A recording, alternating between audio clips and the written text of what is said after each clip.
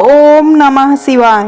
शिव पुराण श्री रुद्र संहिता प्रथम खंड छठा अध्याय। ब्रह्मा जी द्वारा शिव तत्व का वर्णन। ब्रह्मा जी ने कहा, हे नारद, तुम सदैव जगत के उपकार में लगे रहते हो। तुमने जगत के लोगों के हित के लिए बहुत उत्तम बात पूछी है, जिसके सुनने से मनुष्य के सब जन्मों के पापों का नाश हो जाता है। उस परम ब्रह्म शिव तत्व का वर्णन मैं तुम्हारे लिए कर रहा हूँ। शिव तत्व का स्वरूप बहुत सुंदर और अद्भुत है। जिस समय महाप्रलय आई थी और पूरा संसार नष्ट हो गया था तथा चारों ओर सिर्फ अंधकार ही अंधकार था, आकाश व ब्रह्मांड तारों व ग्रहों से रहित होकर अंधकार में डूब गए थे। सूर्य और चंद्रमा दिखाई देने बंद हो गए थे। सभी ग्रहों और नक्षत्रों का कहीं पता नहीं चल रहा था। दिन रात अग्नि जल कुछ भी नहीं था। प्रधान आकाश और अन्य तेज भी शून्य हो गए थे। शब्द, स्पर्श, गंध, रूप, रस का अभाव हो गया था। सत्य असत्य सब कुछ नष्ट हो गया था। तब सिर्फ सत्य ही बचा था।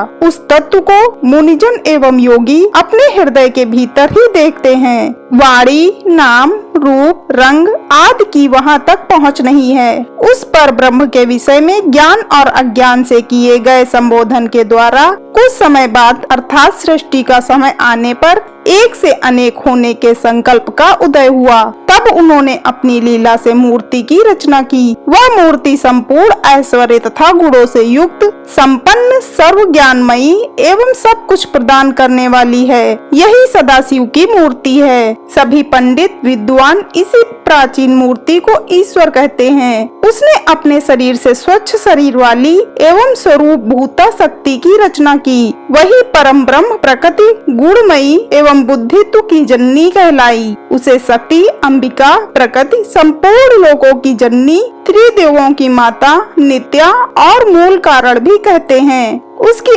8 भुजाओं एवं मुख की शोभा विचित्र है। उसके मुख के सामने चंद्रमा की कांति भी क्षीण हो जाती है। विभिन्न प्रकार के आभूषण एवं गतियां देवी की शोभा बढ़ाती हैं। वे अनेक प्रकार के अस्त्र शस्त्र धारण किए हुए हैं। सदा शिव को ही सब मनुष्य परम पुरुष, ईश्वर, शिव शंभु और महेश्वर कहकर पुकारते हैं। उनके मस्तक पर गंगा, भाल में चंद्रमा और मुख में 3 नेत्र शोभा पाते हैं। उनके 5 मुख हैं तथा 10 भुजाओं के स्वामी एवं त्रिशूलधारी हैं। वे अपने शरीर में भस्म लगाए हैं। उन्होंने शिवलोक नामक क्षेत्र का निर्माण किया है। यह परम पावन स्थान काशी नाम से जाना जाता है। यह परम मोक्षदायक स्थान है। इस क्षेत्र में परमानंद रूप शिव पार्वती सहित निवास करते हैं। शिव और शिवा ने प्रलय काल में भी उस स्थान को नहीं छोड़ा। इसीलिए शिव जी ने इसका नाम आनंद वन रखा है। एक दिन आनंद वन में घूमते समय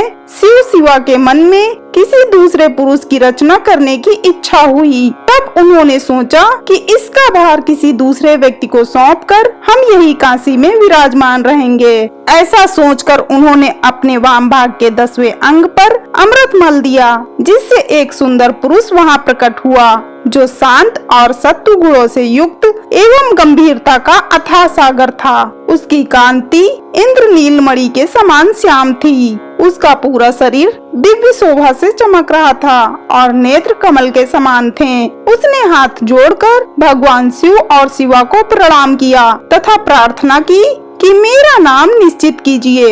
यह सुनकर भगवान शिव हंसकर बोले कि सर्वत्र व्यापक होने से तुम्हारा नाम विष्णु होगा।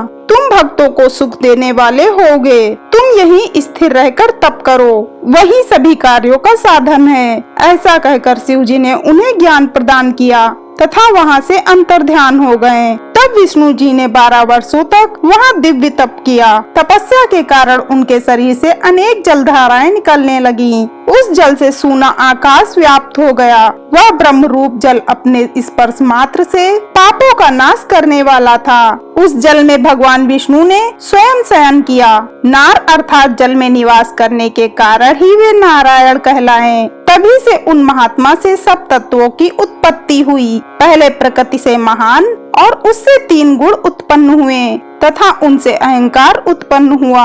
उससे शब्द, स्पर्श, रूप, रस और गंध एवं 5 भूत प्रकट हुए। उनसे ज्ञानेन्द्रिया एवं कामेंद्रिया बनी। उस प्रकार एकाकार 24 तत्व प्रकृति से प्रकट हुए एवं उनको ग्रहण करके परम पुरुष नारायण भगवान शिव जी की इच्छा से जल में सो गए।